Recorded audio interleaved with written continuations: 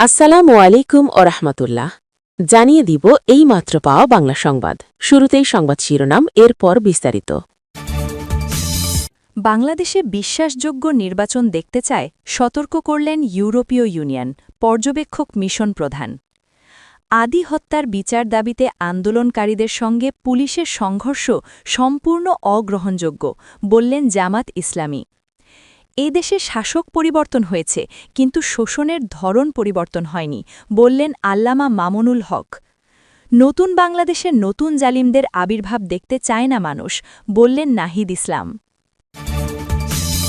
এতক্ষণ শুনছিলেন সংবাদ শিরোনাম, এখন শুনবেন বিস্তারিত। তবে তার আগে আপনাদের কাছে একটি ছোট্ট রিকোয়েস্ট থাকবে, নিয়মিত দেশের সকল আপডেট সংবাদগুলো সবার আগে পেতে চ্যানেলটি সাবস্ক্রাইব করুন।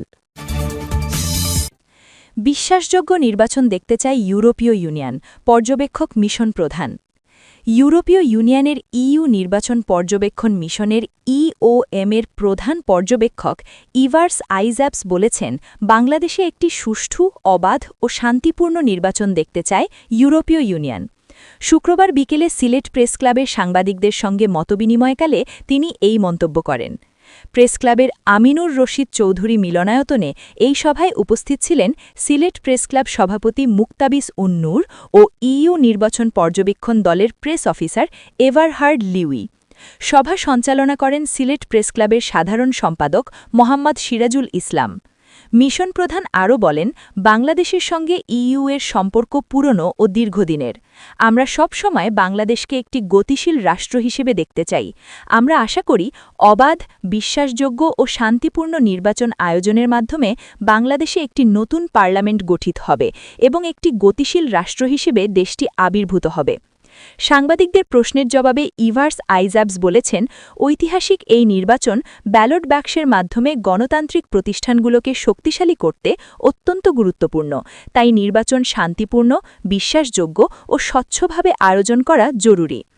স্বাধীনতা, নিরপেক্ষতা এবং হস্তক্ষেপহীনতা এই তিনটি কারিগরি মূল্যায়ন নীতির ওপর ভিত্তি করে তাদের কার্যক্রম পরিচালিত হচ্ছে জানিয়ে আইজ্যাপস বলেন, আমরা নির্বাচন প্রক্রিয়া পর্যবেক্ষণ করব, কিন্তু ফলাফল প্রত্যয়ন করব না। এই নির্বাচন কেবল বাংলাদেশের জনগণের। বাংলাদেশ একটি অংশগ্রহণমূলক, বিশ্বাসযোগ্য ও সুষ্ঠু নির্বাচন আয়োজন করতে সক্ষম বলে ইইউ মনে করে। তিনি জানান, ভোটের 2 দিন পর 14 ফেব্রুয়ারি ইইউ-ইওএম ঢাকায় একটি প্রাথমিক পর্যবেক্ষণ প্রকাশ করবে এবং সংবাদ সম্মেলন করবে। ভবিষ্যৎ নির্বাচনের জন্য সুপারিশ তুলে ধরে একটি পূর্ণাঙ্গ চূড়ান্ত প্রতিবেদন প্রায় 2 মাস পর প্রকাশিত হবে এবং কর্তৃপক্ষের কাছে উপস্থাপন করা হবে বলে জানান। ইইউ মিশন প্রধান বলেন, মিশনটির পূর্ণাঙ্গ জনবলে ইইউ-এর সব সদস্য রাষ্ট্রের পাশাপাশি কানাডা, নরওয়ে এবং সুইজারল্যান্ড থেকে প্রায় 200 জন পর্যবেক্ষক যুক্ত হবেন। তাদের মধ্যে রয়েছেন ঢাকায় অবস্থানরত 11 জন বিশ্লেষকের মূল দল, 56 জন দীর্ঘমেয়াদী পর্যবেক্ষক, ভোটের ঠিক আগের দিন নিযুক্ত 90 জন স্বল্পমেয়াদী পর্যবেক্ষক ও ইইউ সদস্য রাষ্ট্র ও অংশীদার দেশগুলোর কূটনৈতিক মিশনের পর্যবেক্ষকরা। ইইউ পার্লামেন্টের একটি প্রতিনিধি দলও মিশনকে আরও শক্তিশালী করবে। আন্দোলনকারীদের সঙ্গে পুলিশের সংঘর্ষ সম্পূর্ণ অগ্রহণযোগ্য, বললেন জামাত ইসলামী। ইনক্লাব মঞ্চের কর্মসূচিতে পুলিশের হস্তক্ষেপ ও সংঘর্ষের ঘটনায় তীব্র উদ্বেগ প্রকাশ করেছে বাংলাদেশ জামাতে ইসলামী। শুক্রবার গণমাধ্যমে পাঠানো একটি বিবৃতিতে এমন প্রতিক্রিয়া জানান দলটির সহকারী সেক্রেটারি জেনারেল অ্যাডভোকেট এহসানুল মাহবুব জুবায়ের। তিনি বলেন, জাতিসংঘের তত্ত্বাবধানে শরীফ ওসমান হাদি হত্যার স্বচ্ছ তদন্ত ও দায়ীদের শাস্তির দাবিতে প্রধান উপদেষ্টার বাসভবন যমুনার দিকে অগ্রসর হওয়া আন্দোলনকারীদের সাথে পুলিশের যে সংঘর্ষ তা সম্পূর্ণ অগ্রহণযোগ্য। গণতান্ত্রিক ব্যবস্থায় ন্যায় বিচারের দাবিতে শান্তিপূর্ণ কর্মসূচি পালন নাগরিকদের মৌলিক সাংবিধানিক অধিকার। সেই অধিকারকে দমন করতে সাউন্ড গ্রেনেড, টিয়ার গ্যাস, গুলি ও বুটের ব্যবহার চরম নিন্দনীয় বলে মন্তব্য করেন অ্যাডভোকেট জুবায়ের। অ্যাডভোকেট জুবায়ের আরও বলেন, লাঠিচার্জ, জলকামন এবং টিয়ার গ্যাসের মাধ্যমে আন্দোলনকারীদের যেভাবে আহত করা হয়েছে তা মানবাধিকারের পরিপন্থী।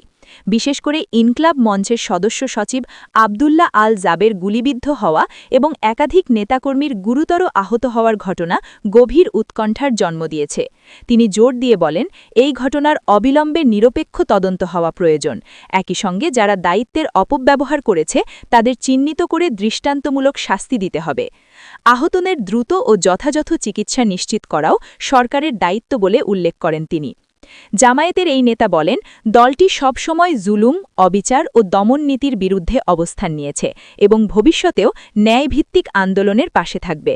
রাষ্ট্রকে শক্তি প্রয়োগের পথ পরিহার করে জনগণের যৌক্তিক দাবি শোনার পরিবেশ তৈরি করার আহ্বান জানান তিনি। শাসক পরিবর্তন হয়েছে, কিন্তু শোষণের ধরন পরিবর্তন হয়নি, বললেন আল্লামা মামুনুল হক। বাংলাদেশ খেলাফত মজলিসের আমির মৌলানা মামুনুল হক বলেছেন, দেশের শাসক পরিবর্তন হয়েছে, কিন্তু শোষণের ধরন পরিবর্তন হয়নি। বৃহস্পতিবার সন্ধ্যায় কিশোরগঞ্জ শহরের আজিম উদ্দিন উচ্চ বিদ্যালয় মাঠে বাংলাদেশ খেলাফত মজলিসের নির্বাচনী জনসভায় প্রধান অতিথির বক্তব্যে একথা বলেন তিনি। মামুনুল হক বলেন, দেশের অতীতের শাসকরা দেশের সম্পদ লুটপাট করে বিদেশে পাচার করেছে।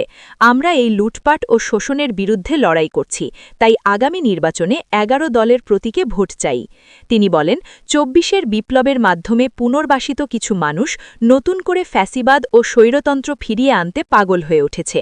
বাংলার মানুষ এসব বিষয়ে আর বিশ্বাস রাখে না। জনসভায় দুপুর থেকে বিভিন্ন এলাকার নেতাকর্মীরা মিছিল নিয়ে যোগ দেন। সভামঞ্চে মামুনুল হক কিশোরগঞ্জ ১ সদর হোসেনপুরের ১১ দলের প্রার্থী বাংলাদেশ খেলাফত মজলিসের নেতা হেদায়েতুল্লাহ হাদিকে পরিচয় করিয়ে দেন।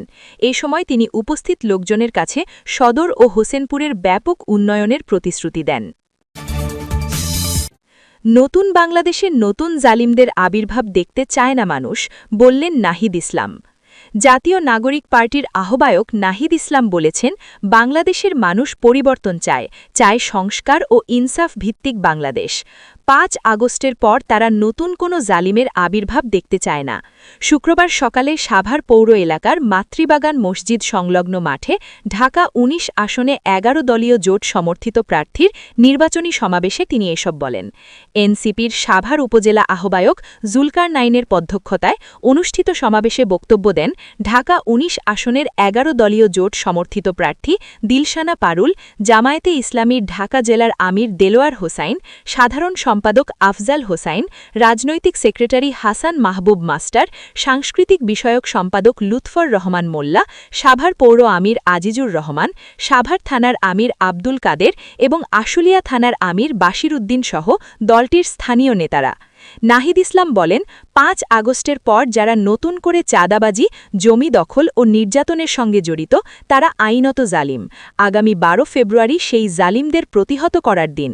তিনি বলেন, আবার যদি ঋণ খেলাফি, ভূমিদস্যু বা বিদেশি নাগরিকত্বধারীরা সংসদে যান তাহলে দেশে প্রকৃত কোনো পরিবর্তন হবে না, শুধু একটি দলের জায়গায় আরেকটি দল প্রতিস্থাপিত হবে। এজন্যই মানুষ গণ অভ্যুত্থান করেনি কিংবা জীবন ও রক্ত দেয়নি। নাহিদ ইসলাম বলেন, দুর্নীতিমুক্ত ও ইনসাফ ভিত্তিক নতুন বাংলাদেশ গড়তে ১১টি দল ঐক্যবদ্ধ হয়েছে। ইনসাফ ও ন্যায় বিচারের বাংলাদেশ প্রতিষ্ঠার লক্ষ্যেই তারা এবারের নির্বাচনে অংশ নিয়েছেন। তিনি বলেন, এবারের নির্বাচন সরকার গঠনের নির্বাচন এবং এর জন্য ৩০০ আসনকেই সমান গুরুত্ব দিতে হবে। এর মধ্যে ঢাকা ১৯ একটি গুরুত্বপূর্ণ আসন। তিনি আরও বলেন, জুলাই গণ অভ্যুত্থানের সময় সাভার ও আশেপাশের এলাকার মানুষ, বিশেষ করে জাহাঙ্গীরনগর বিশ্ববিদ্যালয়সহ বিভিন্ন শিক্ষা প্রতিষ্ঠানের শিক্ষার্থীরা ঐতিহাসিক ভূমিকা পালন করেছিলেন। সাভার ছিল ওই আন্দোলনের অন্যতম হটস্পট। নাহিদ ইসলাম বলেন, সারা দেশে ১১ দলীয় জোটের পক্ষে গণজাগরণ সৃষ্টি হয়েছে। তাদের আশা ১২ ফেব্রুয়ারি জনগণের রায় ১১ দলের পক্ষেই আসবে। সরকার গঠনের মাধ্যমে সংস্কার প্রক্রিয়া বাস্তবায়ন এবং দেশকে আধিপত্যবাদ ও ফ্যাসিবাদ মুক্ত করা সম্ভব হবে। প্রিয় দর্শক, ভিডিওটি কেমন লেগেছে অবশ্যই কমেন্ট বক্সে জানাবেন। নতুন ভিডিও সবার আগে পেতে চ্যানেলটি সাবস্ক্রাইব করে আমাদের সাথেই থাকবেন। ধন্যবাদ।